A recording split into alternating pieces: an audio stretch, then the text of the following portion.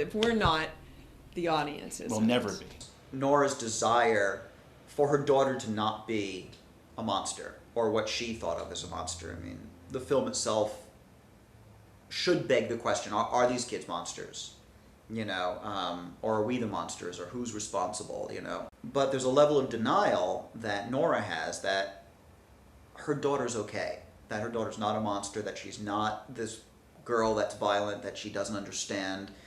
She doesn't hate her mother. I mean, there's a fear that if a lot of parents don't have it, they very well may end up experiencing it when their children get to a certain age, and suddenly it's, I hate you, you don't understand me, you know, and suddenly this child that you've taken care of your whole life has turned on you and doesn't even want to recognize you as a parent, or, you know, and which has to be terrifying, you know, natural, but terrifying. I think Nora's character was not able to process, you know, I think there's some part of her that knew the truth, but had to believe otherwise.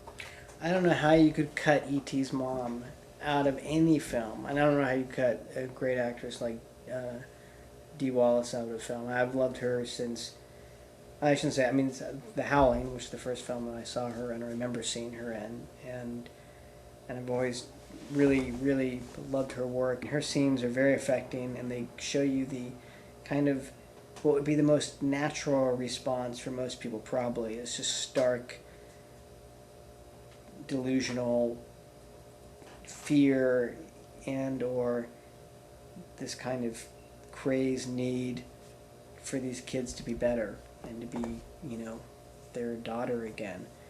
And so her scenes are, you know, I mean, they're vital to the movie, and it gives it that much more horror when what happens. So you get that sense of a character. In the director's cut, you know, her scenes are very, you know, very powerful, and they make sense.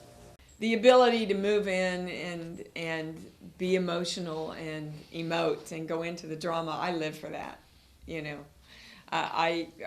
It's very frustrating to me in television right now because, and I have this whole theory going that after 9/11 we sort of went, okay, we'll know we're supposed to feel, but we're not really going to feel.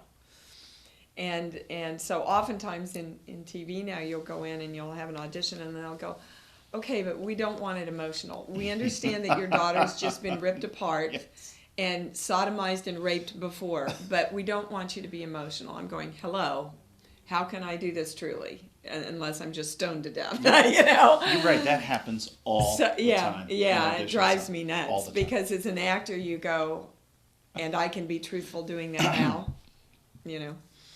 So I was extremely happy that, you know, I was able to scream and cry and emote truthfully, hopefully, through this film and raise that level of it, because I think as a mother, the most horrifying thing that I can think of is that I have no control in saving or loving or guarding my child. There's a part of your brain that's always going, okay, if I go that far, it's not safe. If I go that far, I hurt the other actor. If I go this far, I go out of camera. And at some point then, you cross that line and all of those things are alive in your subconscious, but you've crossed the line into the character and the emotion, and those become automatic. God, who said it? Remember your lines and don't bump into the furniture. We had the benefit of having a week beforehand meetings with Hal and different characters in the movie that we would have a lot of interaction with, just to nail down our relationships. The work I did with John Connolly, with Brad Hunt, two more generous actors you are not going to find. Because we had the luxury of rehearsal, which is not a luxury, it's a necessity, but It's a luxury these days. you never get it. But because we had a chance to actually rehearse for a couple of days before principal photography began, I worked with Hal, the director, in kind of exploring this character, and actors working together with the director, sometimes one-on-one, sometimes a group of us. One of the advantages of a writer directing his or her own script is that they know what the picture is they want. They know the characters, you know. And in this case, that unity worked because in the rehearsal process, Hal was able to ask the kind of questions and probe that revealed aspects of the character that I would not necessarily have discovered on my own. And so I got to play a kind of a wonderful guy. And it was really wonderful for me to do so. A guy who, in a sense, and we discovered this through discussion, had become kind of the father of this town, who people came to not to protect them against vandalism or robberies. None of that stuff really happened anymore.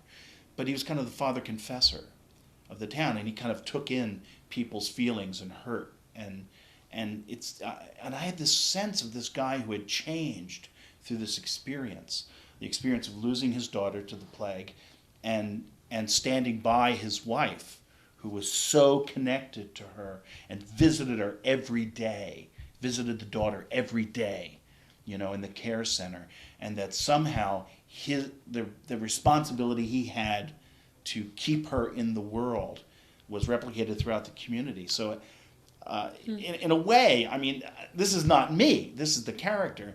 There is a saintly aspect to this guy, which I never had a chance to really play before, and I really loved it.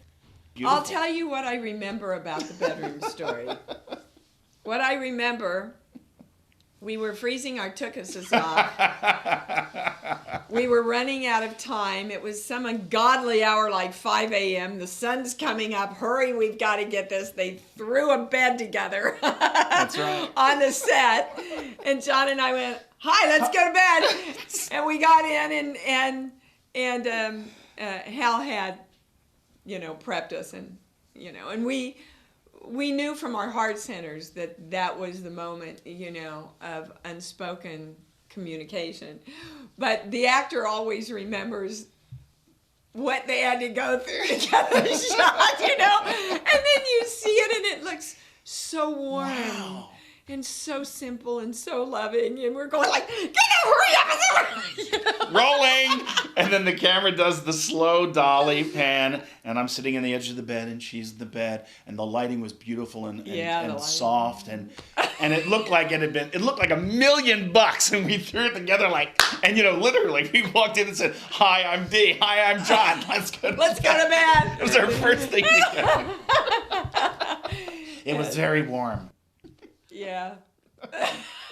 We all felt we had to have that shot, and the simplicity of it and the brevity of it, notwithstanding, it provides so much to our characters. Yeah. It was necessary. So it's so amazing to throw something together like that and have it really do its job and earn its keep.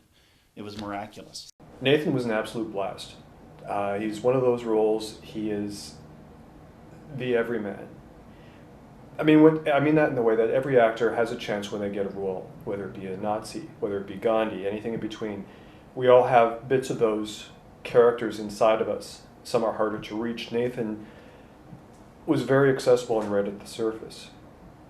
He's a guy that is kind of caught in between things, with all of what's happening in the movie, with the kids going into the coma and the like. He's getting kind of shunted to the side, but he's also searching. He's in a job that isn't necessarily the perfect fit for him, but he's trying to make the best with what he can.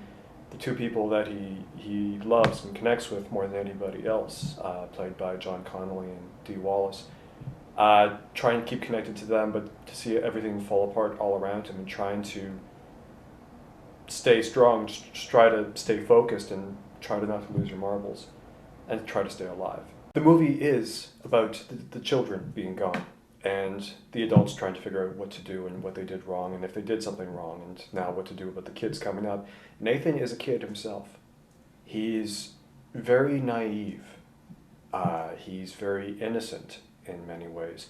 He's just kind of been thrust into these situations. He doesn't really make choices. So the joy was approaching every scene and every interaction with another actor as an innocent, and just trying to understand and respond back. Just be an open book.